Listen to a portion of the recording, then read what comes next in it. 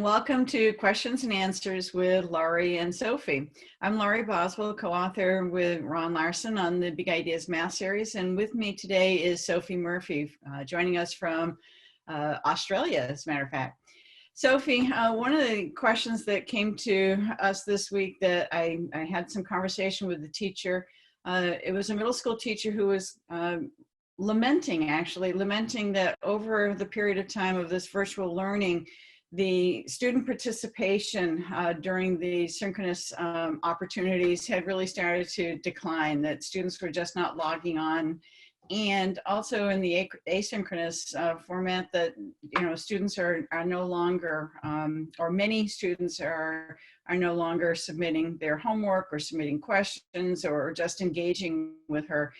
And I had some conversation back and forth and found out that the school had indeed made the decision to move to a pass-fail situation at this middle school.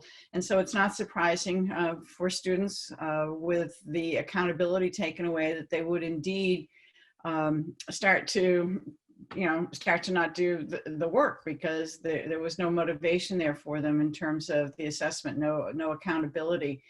And in further conversations with this teacher, what I really started to dig in on, dig deeper into, was the idea of relationships. And that's what she was really missing as well, is that relationship between student and teacher. And although it was the homework that she initially brought up, really deep down, she said it's really about relationships. So I wondered if you could share with us some of the research about student-teacher relationships that's so important.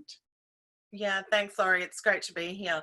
I think that the idea of the relationship between teachers and students plays a huge role in the trajectory of a student's level of achievement, and as well as the feeling comfortable, certainly within the school context. But when we're talking about teaching and learning, say from a research perspective, that idea of feeling comfortable to speak, feeling comfortable where errors are welcome, so that there's a genuine connection between teacher and student, so that the student feels that they can actually contribute authentically to a classroom. So I think that much of the research around student and teacher sits around this ability for students to feel very comfortable within their classroom context, and feel very comfortable to put their hand up, to speak out, to say, I don't understand, or perhaps to give an answer or pass through a question that others may not say anything, or feel that it's a silly question and then they can't contribute. So relationships are absolutely key to learning and absolutely key to student success.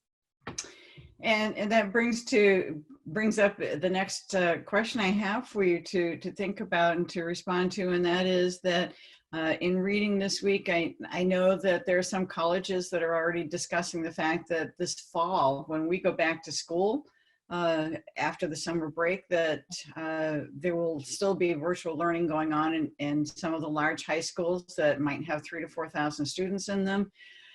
Because the beginning of the school year is so critical in terms of developing those teacher-student relationships, what advice might you give to teachers to start thinking about in terms of those relationships, and how you can build those even in a virtual setting? Well, I think that you're absolutely right. And here in Australia, we are at that really a beginning point of our school year. So our teachers here are facing that challenge. And it's difficult because many of the teachers had only really started to get to know the students, and then suddenly they were all working from home and students were learning from home. And one of the things that I will say is we really need to bring in some strategies, some tools to assist us at this time. And one of the things, our friend James Nottingham has the Learning Pit. I think that that work and looking up James Nottingham's Learning Pit is a really great thing for teachers to certainly look at. And that is that teachers explicitly say that errors are welcome. So rather than waiting for the relationships to build and for students to feel comfortable themselves to start talking and to start interacting in that way, for teachers to be upfront and say, this is an unusual time for us.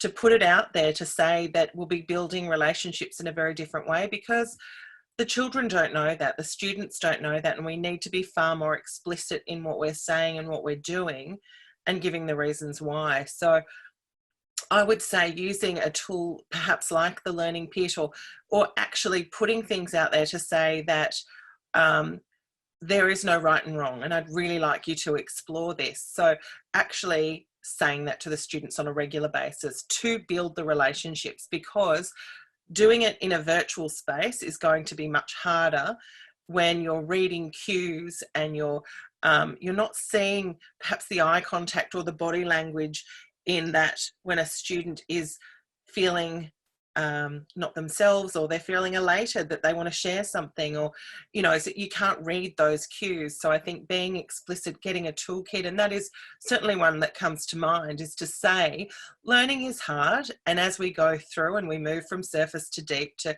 develop conceptual understandings, the things that you and I have been talking about more recently and over the last few weeks, that certain components are hard, but we're in the pit and we're in it together, and be honest and be vulnerable to a certain level. So I think that that's going to be very important.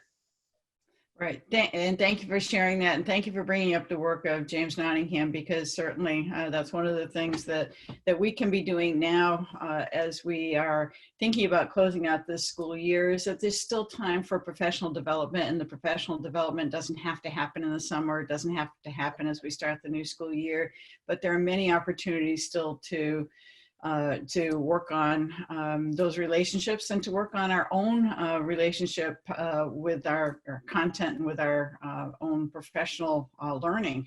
And so my advice, yes, absolutely, the work of James Nottingham is very important, and also to think about being kind to yourself right now. And I know that we said this several weeks ago when we were having a conversation, that when you put your head on the pillow at night, you still have to remember the positive things that have gone on this week. And if those students did not respond to you, then reach out again, and not in the lesson format. But my advice was that when this is all over, and we will get through this, Sophie, when this is all over, students are going to remember those emails, those chats, the text messages, anything you did to reach out to them above and beyond the mathematics, the content that you're trying to do, is the relationships that they're going to remember, and not those little lessons that you're spending a lot of time working on. I will say as well that we've talked a number of times about the importance of feedback and receiving feedback ourselves. And I think that because, again, we can't see our students, and perhaps if we're giving a lesson, students might have their cameras turned off, or perhaps we're actually sending out materials and we're not seeing them. So somehow getting feedback regularly about how they're feeling, not just feedback about their understanding, feedback about how they're genuinely feeling about it. And then it is a matter of, do you pick up the phone and do you call? Do you send the email? Do you send a short video? And I think that now schooling has changed so much because we do have so many digital tools that are available. So yes, there are many people like James Nottingham or many other different people that can actually assist with their research and with their work, but simply finding out how students feel, reaching out to the parents or reaching out to the students, but regular contact about the learning and about how they're feeling about it is important. And I do think what I like so much about the Learning Pit is that whatever you're doing, it's that common language of learning. So make sure that you're doing what you're talking about as well. So if you're saying to the students, learning is hard, and let me know if you're in the pit, then it's about them, you saying, well, actually, I'm in the pit myself. I'm in the pit as well. Yeah, I'm in there as well. And I remember when I was teaching year one millions of years ago in elementary school, I used to use this Dr. Seuss book called My Many Coloured Days. And basically, it was this fantastic book that talked about some days are yellow, some days are pink, and it had these beautiful pictures associated with it. I found that instead of children saying, I feel bad or I feel good, when they can't articulate their emotions to you, that this book, no matter what subject area I was teaching, they could say, I'm feeling pink or I'm feeling grey. And grey was like the owl watching and didn't want to get involved. So perhaps using some type of metaphor or some type of book, even in a mathematics lesson, that brings those concepts together to say, I'm not just this is not how, if they can't articulate, I can't articulate what I'm trying to say, but if they can't articulate what they're trying to say, then give them that colour or give them that that imagery, or perhaps use some thinking routines and like the exit tickets that I talked about, just to be really interacting in different ways. And different strategies will be really successful for different students as well. But again, just try and embed that language yourself, and talk about how you're feeling, perhaps in the colour or being in the pit or whatever is going to work to make the connections occur online. That's great advice, Sophie. And I think that being authentic with students and sharing with them that this is difficult. Learning is difficult, but so is the teaching aspect now, more so than ever in terms of our remote learning that's going on. So I thank you for those ideas and suggestions with James Nottingham's work. He is on Twitter. I would encourage folks to follow him and to learn more about the learning pit, and in terms of what really goes on as we all are learning new content. And to, again, be kind to yourself. Remember that there are some really positive things that are happening out there with your students, and let go of those things that might be negative. The fact that you know, a particular student did not respond to you, you have to let go of that negative at night. You've got to put your head on the pillow and say, you know, there were some good things that happened today, and that's what you've got to latch on to.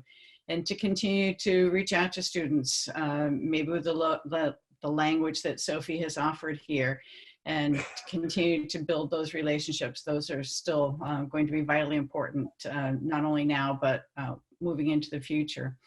So thank you, Sophie, for being with us today. It was great chatting with you, and we will see you again next week. If you have questions, folks, please reach out to us through the social media that you're using to view this. Again, thank you so much. See you next time. Bye.